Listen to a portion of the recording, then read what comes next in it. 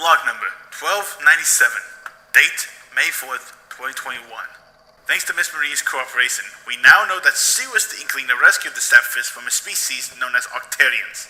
Let's take note that this was sometime before Octolings started to take shelter with the Inklings, especially since they started after the Sapphires were safely returned. We also learned a bit about a similar incident that happened 2 years later that has nothing to do with the case at hand. Tomorrow, we are going to bring in Miss Price and ask her about the incident that happened quite some time before the storm.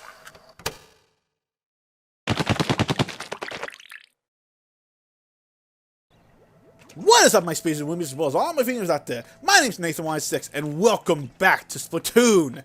In the last episode, we started our adventure through Octo Valley, and began our trek to save the Great Sapphires. In this episode, before we continue with our adventure, you might be wondering where the frick I am. This is the test arena, a place where you can test out your weapons depending on its power. And a great place to show some things off, like for example, the Splatoon Junior. This weapon has it's short range, but it covers a lot of turf in such a short amount of time. But the additional reason why I'm here, I wanted to show you the different specials and the different sub weapons that you can use. Like for example, the default one is a Splat Bomb. If it hits directly, then it's pretty much an insta-kill. But it has some time for you to wait for the detonation. And our special is the Bubble. For all you Splatoon 2 veterans out there, this is essentially the ink armor. It doesn't last as long, but it makes you invincible for a specific amount of time. And if you're close enough, it can spread to your friends. Objection! Next up is the custom Splatoon. I'm not going to show every weapon variation. I'm only going to show the ones with unique weapon types. Also, another interesting... Oh, I guess you can't resend this. Well, that sucks. I thought there was an ability for you to reset the amount of stuff that's covered here. Anyways, Echo Locator. Does exactly what it looks like. This is what you saw happen a couple of times in the online matches. It reveals the location of every enemy to your teammates.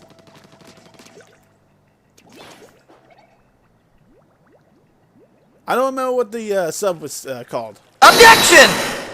Slosser is essentially a long-range, slow-firing weapon that can actually go over a specific wall. So it's actually incredibly frustrating to fight against if the enemy knows what they're doing. The sub bomb is Burst Bombs. In the last episode, I kind of sort of showed what the ink strikes were. That little ink tornado that he saw. In this game, depending on what your sub weapon is, the bomb rush will be different. So essentially, if it's a Burst Bomb, it's going to be Burst Bomb Rush. If it's a Seeker, it's going to be a Seeker Bomb Rush. Seekers are essentially like what they sound like, the bombs that can home in on enemies, but you can also the enemy can also hide from these things. There's the Beacon, which will allow you or your teammates to have a safe place to jump. Oh, there is a reset button. It's on the gamepad. I essentially already showed what the Kraken is. I might as well show off the Bomb Rush. Oh, Charges. This one is called a Splash Scope. It has slightly longer range, but it gives you tunnel vision on the full charge. Charges are incredibly powerful, but I can't aim with them with crap. You can also kind of burst fire them, but they're not as powerful. It's useful for close range situations if you know how to aim. Bomb rushes are essentially like this. I think you kind of saw it in the last episode. Section cup bombs are essentially what they sound like. They stick to an object, but they have a longer time of detonation, so it's pretty easy to get away from them. Splatlings are essentially charges, but they have a lot of power, but it's essentially a fast-firing weapon. Think of the minigun from Team Fortress 2. Ink mines are what they sound like. I can't seem to detonate. I think they automatically detonate if... Oh no, you can only have one at a time. That's stupid. Might as well go ahead and show off the ink strike in its full effect. Pretty cool, huh? Sprinklers are essentially places where send up bombs that don't detonate, but instead shoot ink everywhere. This is a lot of people's favorite special, but not mine particularly. The Killer Whale!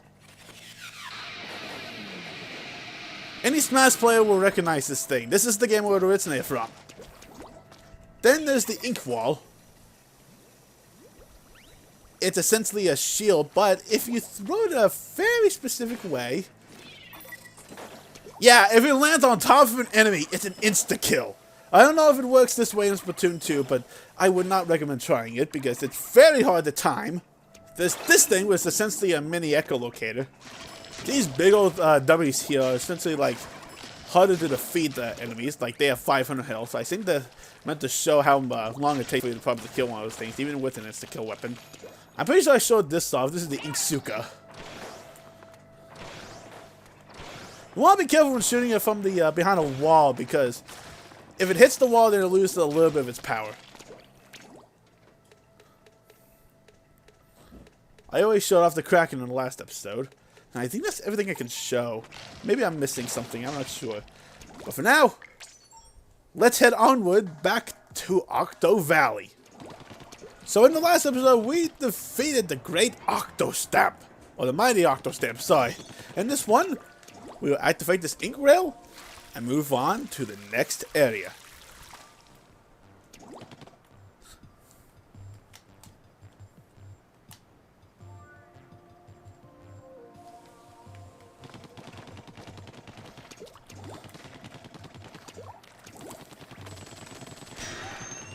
Each world will have different areas depending on which one you go to. Each one will have like all the kettles will be in varying locations. Each of them are actually pretty hard to find. This is why I say it's better for you to look for every all the kettle first. Because at one point you're gonna be lost thinking, "Oh my God, where have I not looked yet?"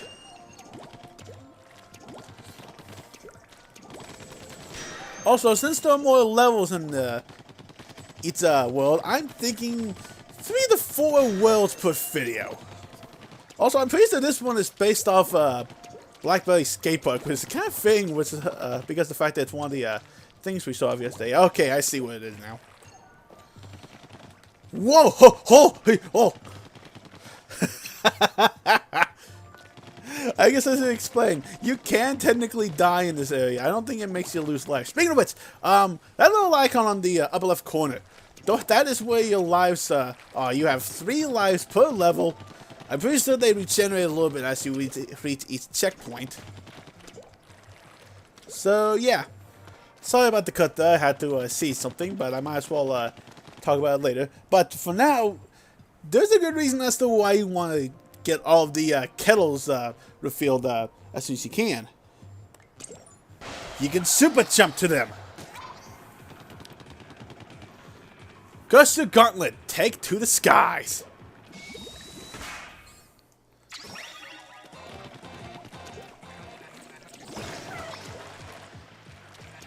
Each area basically tries to introduce a new element to it to make it different. Like this one, Ink Gushers. You shoot the little fowls, then kaploosh! You make a little ink fountain.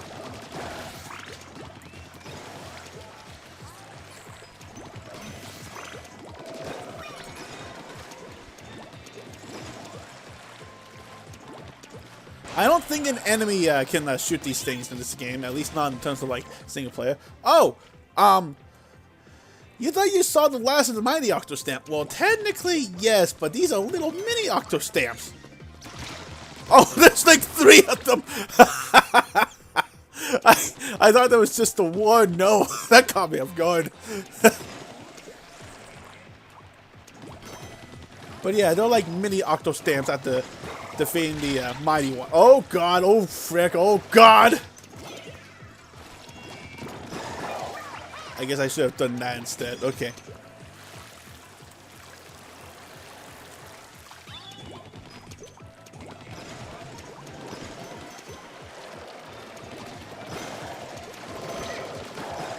Oh, frick. You really want to be careful when there's like a big old bunch of the the two tentacle guy. I don't know where the sunken scroll is for this area. So I'm gonna have to search thoroughly as thoroughly as I can.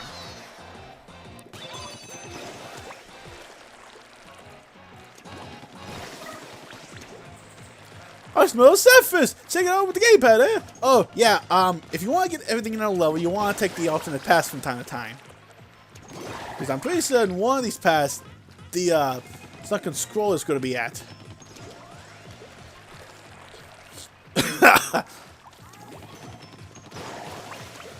Sorry, for some reason my allergies tend to act up whenever I talk for too long. This is where a sunken scroll is, so let's go ahead and head down here. Bomb away! Why did that not activate the... whatever. And this is where our surface is.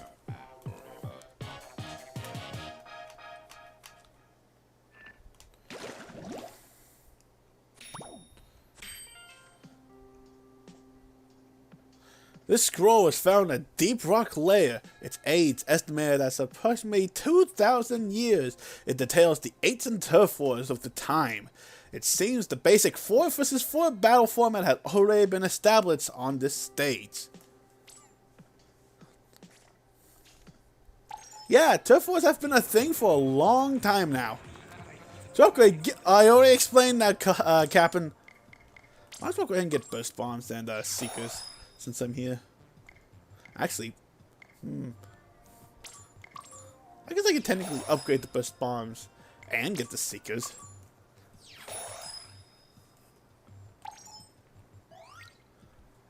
And with that, we're able to switch bombs with the D-pad.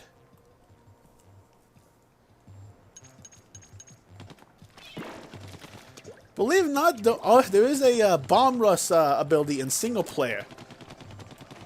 And believe it or not, this shows that depending on the sub that you have, it changes what bomb rush is. This is not the case in Splatoon 2, however. They made it to where it's like set on specific sub for each of the thing. Anyways, I will be right back. I want to check something. You might be asking yourself, why are we back here all of a sudden? Well, you see this little box here? This is where you can scan amiibo.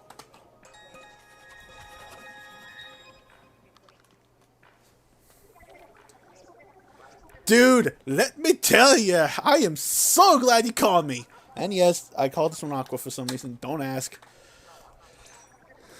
I'm picking up a fresh fight from you. Tell me, are you a fan of charger weapons? No, but I'll be happy to show this off nonetheless. Because that's my kind of thing. Making up challenges where your guy used the chargers. Are you game? Come to think of it, you've been hugging around now in Octo Valley, yeah? Yep, I saw you in that red outfit fighting these things. Looked super fun. But you know what would be even radder? If you use a charger weapon. That's my challenge to you. Clear missions with a charger, and I'll hook you up. The reason why I'm here is because off screen, I decided to complete level 5. Because you have to complete these levels in order to have the ability to unlock them. Each of me, there are like, for Splatoon 1, there was a total of 5 amiibo that you can use. 3 of them giving you different challenges, the other 2 being a little bit of a fun extra. So what I'm going to do for this episode, I'm going to show you the first challenge. Floating sponge gun, soak it up with a charger. Let's do this!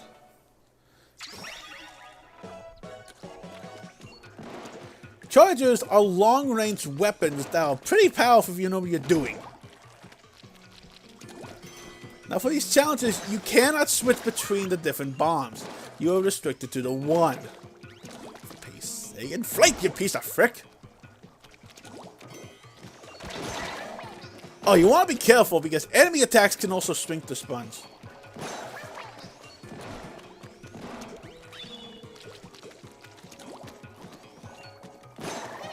Truth be told, I'm better with a charger if it's like a NPC enemy, but even so, I do not like using chargers because enemy players will never give me the chance. I am not that great at it.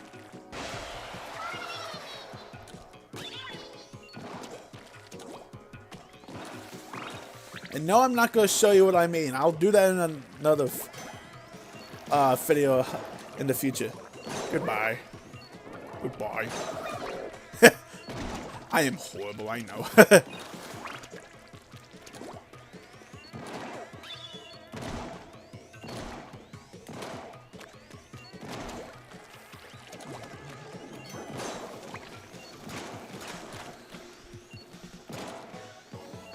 They spawn those enemies on purpose for the sake of this. Oh, and remember when I said that you get the eggs whenever the enemies fall, no matter what? Yeah, that's what I was talking about.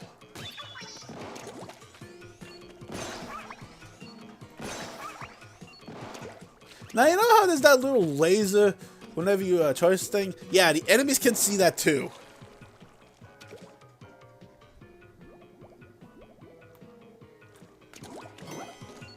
Now, what you want to do here is you want these guys to shoot this thing down a little bit, because normally in the challenges that thing gives you eggs, but in the main single player game, that's where you get the sunken scroll for this area.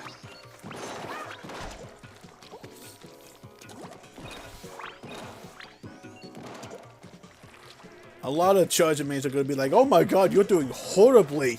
I know, like I said, I'm not even daring to say that I'm good with this weapon at all. I'm horrible with it.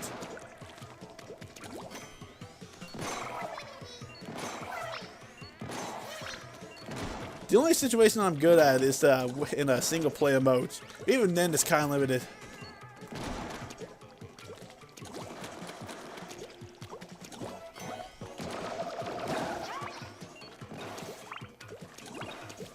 We have another little cannon here, so let's blast some Octanians.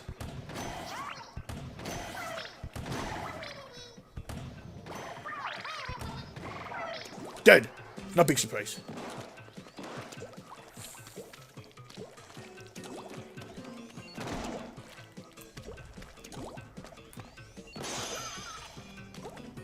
Oh, and if you collect a mini sapphires that you already collected, it's just a little poorly made plush that the cuttlefish placed.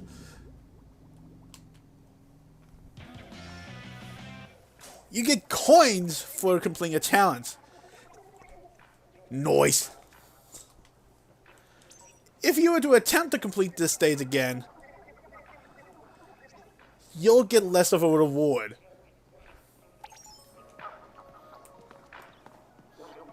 But yeah, I think I'd show one challenge today.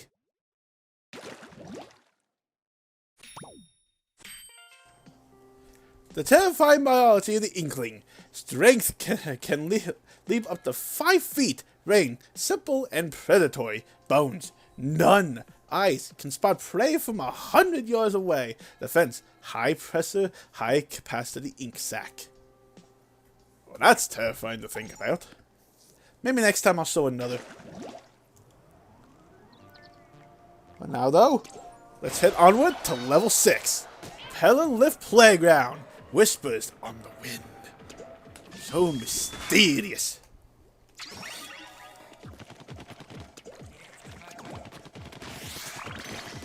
Oh god.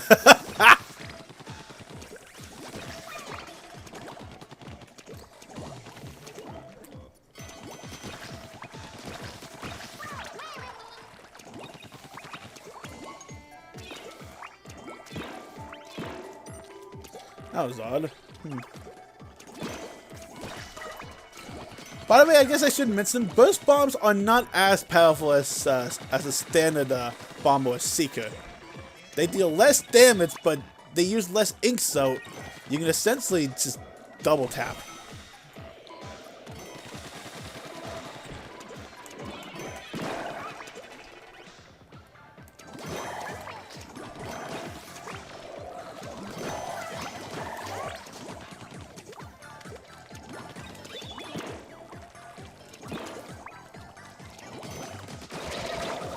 Ow.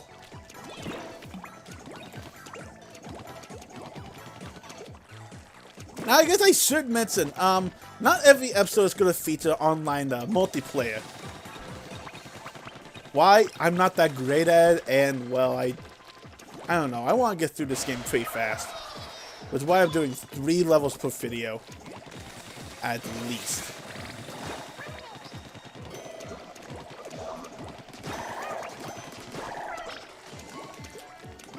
But I will at the very least show off the different levels that you can go through as they update. So, yeah, hopefully next time there'll be new stages to plow through. Actually, I'm pretty sure some of these... Nah, I'm not going to say it. It's probably going to spoil it.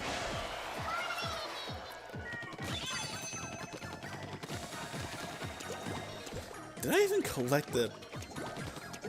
Might be up ahead. I don't know.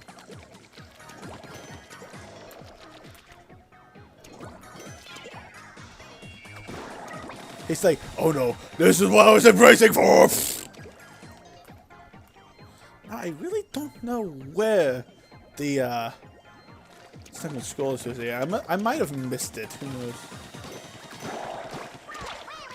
This is why you want to stick around as much as you can.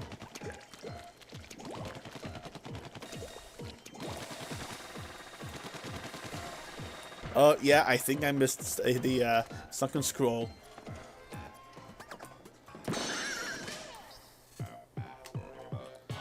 Ah, well, I guess I can go ahead and show it. I guess I can go ahead and get it off screen here and show you where it is. Anyways, that's gonna be it for this episode. Thank you all so much for watching. Like, subscribe, helps. And next time on Splatoon, we'll be continuing onward through our single-player journey and seeing what more of what this perilous adventure is all about. Stay fresh. And stay safe. Objection!